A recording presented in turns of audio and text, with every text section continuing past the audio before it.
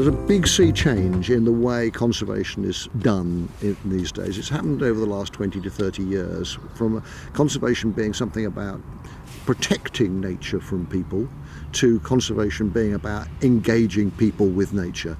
And places like this are really important for that. There's nothing so precious here that you daren't let people onto it. There's no, we haven't got the last pair of breeding somethings sitting in the country, so it doesn't matter if people come, they can't do any harm.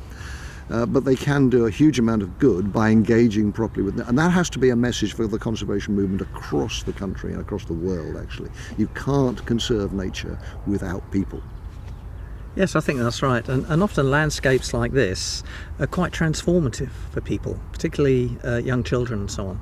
And this can be a big switch in their attitudes towards the environment. A Wood-Meadow system combines woodland and meadow. It's as literal as that. The woodlands are usually treated as coppice. In other words, they're cut down every 20 years or so and provide brushwood, firewood, or used to.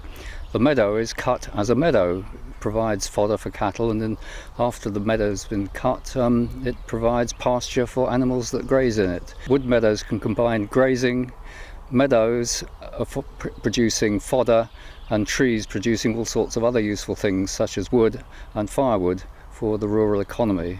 As this place develops, there will be increasing amounts of carbon going into the trees and into the soil, into the root systems and everything. It will build up to quite substantial amounts of carbon. So that's probably the single largest classic ecosystem service. Yes, I think there's lots of things which people don't notice in areas like this. It also has so much biodiversity that we know that the more species you have of plants and insects and so on, the more underpinned all sorts of other ecosystem services are, which people enjoy. Recreation, of course, just being one of those. More Bigger Better Enjoying was the report that I produced for the government 6 years ago now.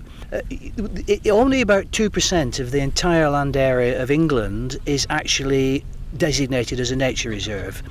The Yorkshire Wildlife Trust owns about 0.2% of the land area of Yorkshire. So we're never going to be able to deliver the conservation we want just in nature reserves. And in a way, it's not the availability of land that's the problem, it's finding people and places that are willing to have the vision that the Escrick estate has had. And More Bigger Better Enjoying says, well, we want more reserves, we want bigger reserves, we want better reserves, but we also want to join them together through the wider landscape. And that's why the project that we've been looking at today is so important, because it's an example of a private landowner putting in place an important link between important wildlife sites on the Vale of York.